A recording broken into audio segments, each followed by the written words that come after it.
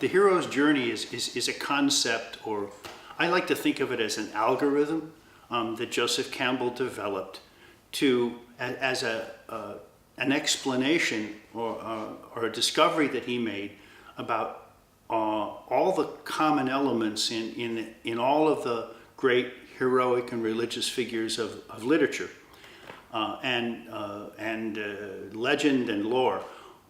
Also religion, the great religious figures. And then finally, every human being.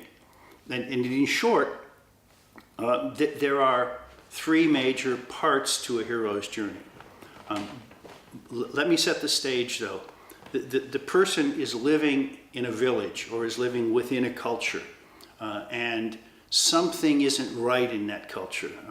In traditional stories, the land is parched, or the animals are dying, or the king cannot bear a son. Something's wrong. And so the hero is called in some manner to address this problem. And so the first part is separation. He or she has to separate themselves from their quotidian, their day-to-day life. In metaphoric terms, they leave the village and they go into the forest. There's a transition there called crossing the threshold, as you would cross the threshold of a door and move from one room into the other.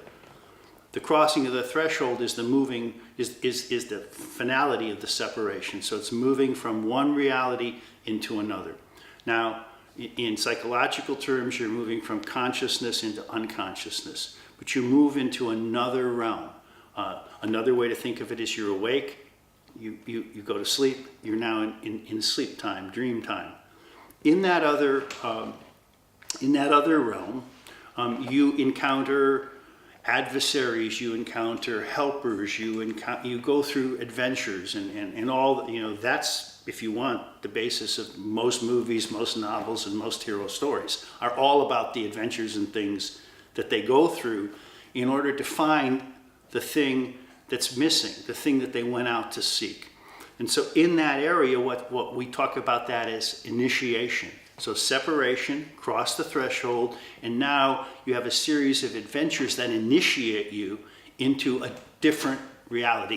You're the same person, but you're not the same person. And you get something. Now, that something may not be a thing.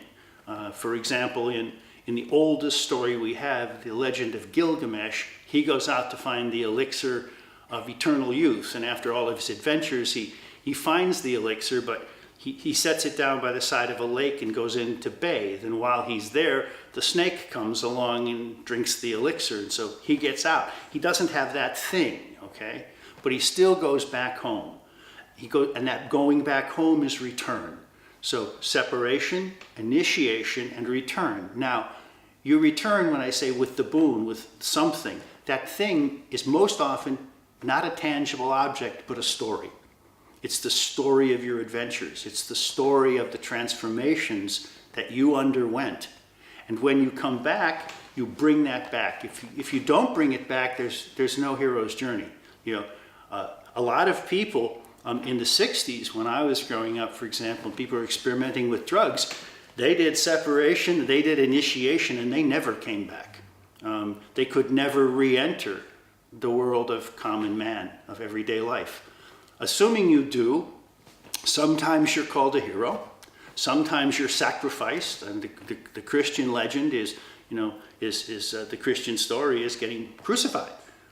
Sometimes you are considered a madman and ostracized. So the journey isn't always a grand and royal success on your return.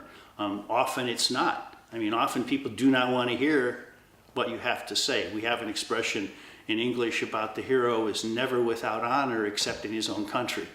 Meaning the hero comes back, everybody else goes, oh wow, but the people around him go, this guy's a lunatic. So it's separation, initiation, return. Now, within that initiation, there are all kinds of different motifs.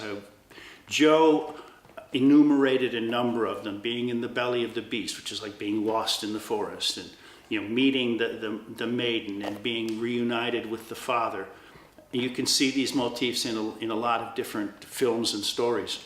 But It's not like all of those are steps you have to take. I mean, we have people, constantly call up and they say, well, I just met the maiden and now where do I go to fight the dragon? And, no, these are episodes, okay? And the episodes will change.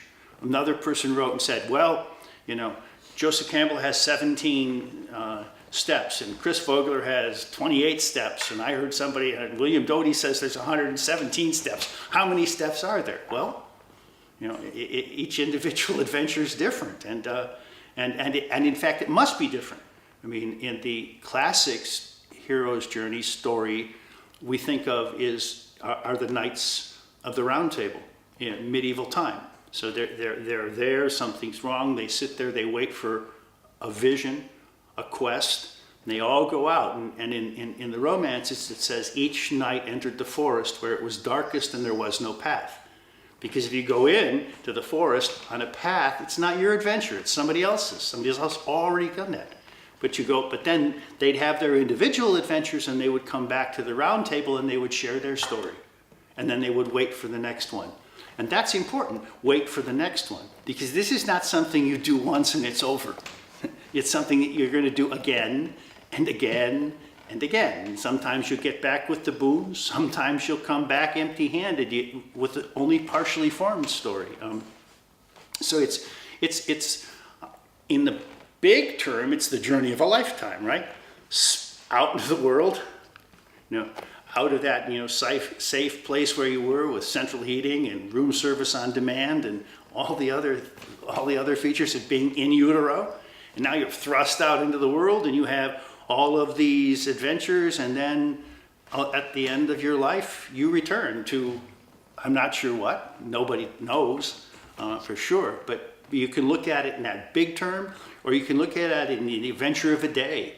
You're up in the morning, you wake up and you have had these dreams, and now you go through your day and now you go back to sleep, and it's that cycle. So Joe looks at this cycle and sees it in all the hero stories, in all the stories of the great teachers, in individual life, in his book, The Hero with 1,000 Faces, where he really enumerated this in 1948. He also takes it into the cycle of the world and into the cycle of the cosmos. So it's a pattern that goes on and on and on.